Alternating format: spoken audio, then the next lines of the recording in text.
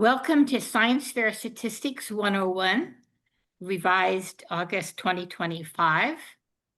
I'm Madeline, retired statistician at University of Southern California. I'm Harold, Science Fair judge, retired statistician also. Hi, I'm Dwight. I'm also a statistician. I'm not retired. This video and the sample slide deck follows the instructions in the Orange County Science and Engineering Fair slide template for science projects. If you would like to follow along with these slides during this video, you can pause the video now and view the resources page at this link, or use your phone to scan the QR code.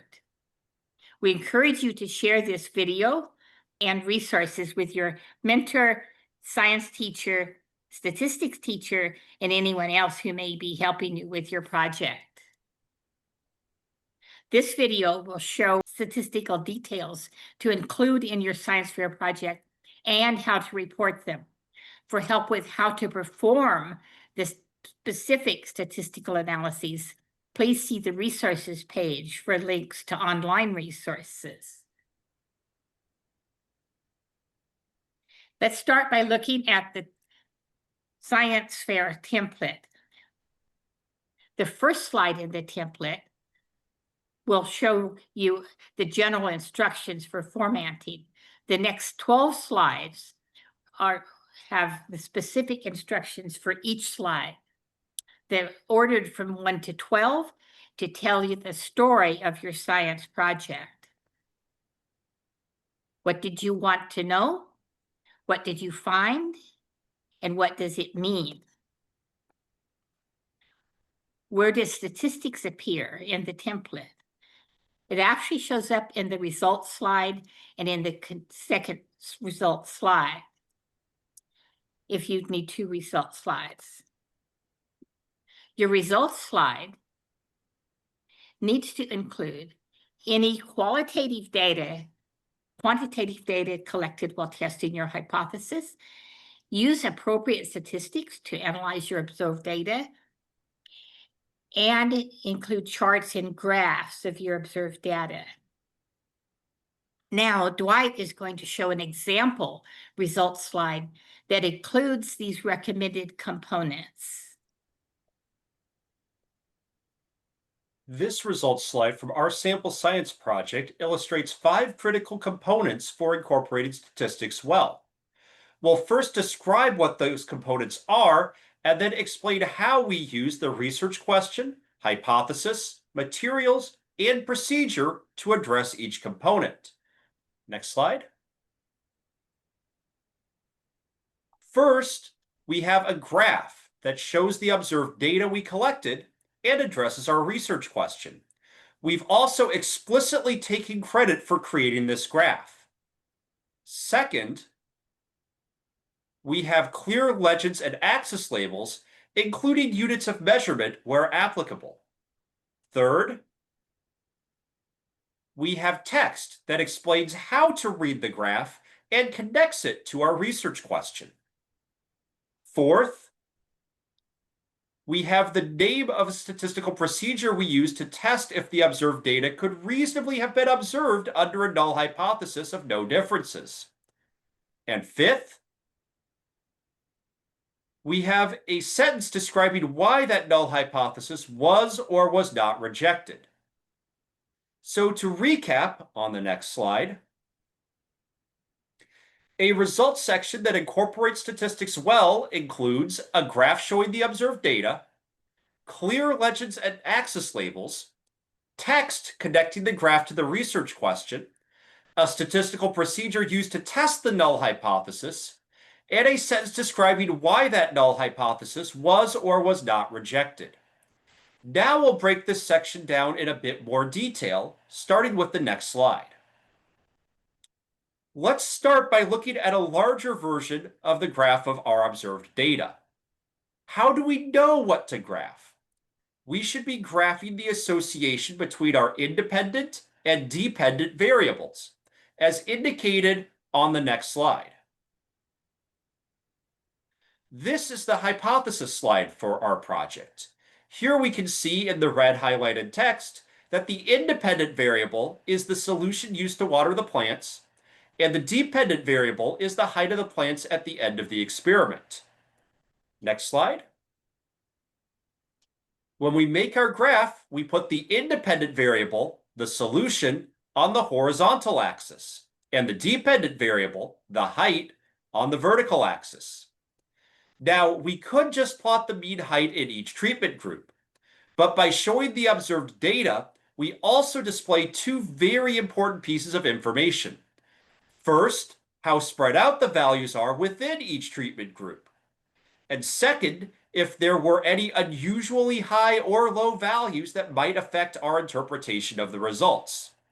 This provides a much richer description of what we actually observed compared to simply plotting means. But how do we organize the collected data in a way that makes it easy to graph?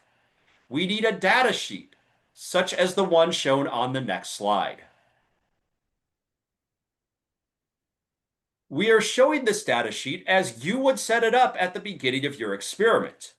Each row represents a plant, and each column represents something that we want to record about each plant. We show the data sheet for plants 16 through 30 as a separate piece on this slide, but the actual data sheet has 30 rows and 3 columns. At the start of the experiment, we can fill in the values for the treatment in column A and the plant number in column B. But we can't yet fill in the values for height in column C because we have to wait until day 15 to measure those plant heights. We still keep that column reserved for data values we will fill in later. Next slide. Here are some helpful tips for setting up your data sheet. First, give the data sheet a title to identify what information is in it. Second, label each column and include the units of measurement in the label. When you put in numerical data, enter only numbers. If you include the units of measurement as well, computers won't read them as numbers, and you won't be able to plot your data on a graph. So you should include the units of measurement in the label instead. We recommend using the same number of decimal places in every measurement in the same column. And finally, we suggest that you include a picture of your data sheet in the lab notebook section of your project presentation. Next slide. Now we want to know whether the observed effects of solution on the plant height could reasonably have been observed under a null hypothesis of no differences, as shown on the next slide. A null hypothesis of no differences states in general that your independent variable has no effect on your dependent variable. For example, here, our null hypothesis states that the choice of solution has no effect on the plant height at day 15. We use statistics to test whether our observed data could reasonably have been observed if our choice of solution truly has no effect on the plant height. Now, there are many, many tests that we could do, even with this one null hypothesis. How do we figure out which test is appropriate? We need to look at our experimental procedures, as shown on the next slide. There are two critical things that the experimental procedures tell us. The first is how our plants were assigned to the treatment groups, which is shown in the red text here. We can see that 10 pots were assigned to get water, a separate 10 pots were assigned to get caffeine, and another 10 pots were assigned to get coffee. Next slide. The second is how the dependent variable is measured. The red text here tells us that the dependent variable is the height of the plant at day 15, which is a number we can measure. Next slide. When we are comparing the effect of 3 or more treatments, such as water, caffeine, and coffee, on a numerical dependent variable, an appropriate statistical test is called a one-way analysis of variance, or ANOVA. Next slide. Table 2 contains the output summarizing this ANOVA test. The key results in this table are the test statistic, which in this example is an F statistic with 2 and 27 degrees of freedom, its value, which is 55.85, and the p-value, which is less than 0.0001. No matter what test you do, you should always have a test statistic, its value, and a p-value to report.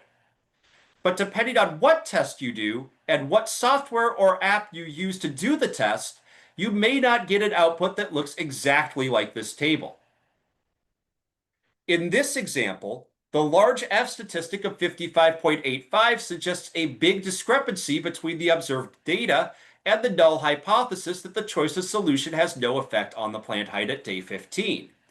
Moreover, the very small p-value suggests that this large F statistic would be extremely unlikely to be observed if in fact the choices of solution had no effect on plant height. Thus, we reject our null hypothesis. Next slide. Rejecting the null hypothesis means that we have significant evidence that at least one solution has a different effect from the others. But it does not tell us which solutions have a different effect. In order to determine that, we need to perform a post hoc procedure. There are many post hoc procedures. The specific one we used is called Tukey's HSD method. This procedure is not necessarily the best post hoc procedure for every project, but it is often a good default if you don't have a good reason to use another one. Tukey's HSD method compares each pair of experimental groups and adjusts the p-values to account for having made multiple comparisons. Furthermore, it provides 95% confidence intervals estimating the true difference in mean plant height at day 15 between any two treatments, accounting for variability. The dots in figure 2 show the observed differences in mean plant height at day 15 between each pair of treatment groups. The lines around the dots are the 95% confidence intervals computed by the Tukey HSD method.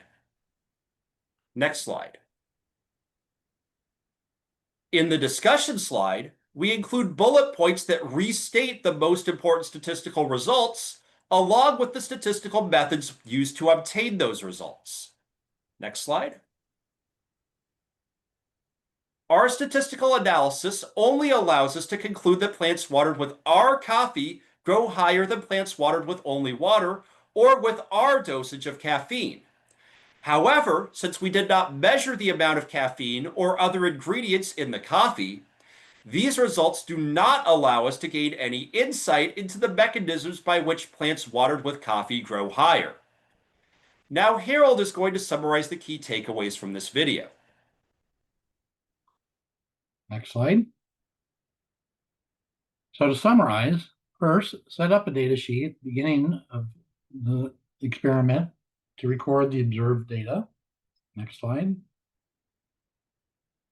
Graph the observed data of your dependent variable with each treatment group.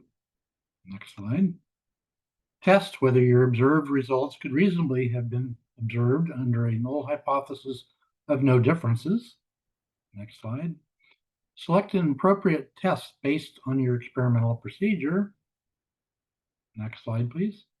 Report the test statistic, the p-value, and whether or not the null hypothesis was rejected. Next slide. So how do you apply these ideas? See the resources page. The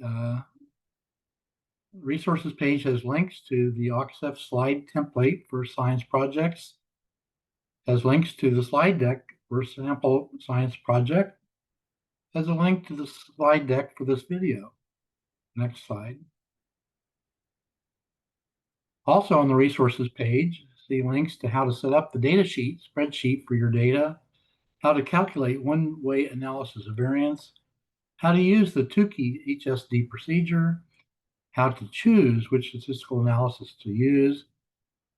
Please share this information in the resources page with your mentor, science teacher, and/or statistics teacher. Next slide. Also, in the resources page, you can find links to the Orange County Science and Engineering Fair hosts, Science Fair Academy, which is a series of virtual workshops to guide you through your science or engineering project, a link to Ask the Scientist Engineer, which is a set of virtual sessions to ask scientists and engineers questions about your project. Next slide. Also, on the resources page, you can read about the Special Awards for Statistical Thinking, OCSEF 2026, sponsored by the Orange County Long Beach chapter of the American Statistical Association. And finally, next slide. Good luck with your science project, and thank you for watching.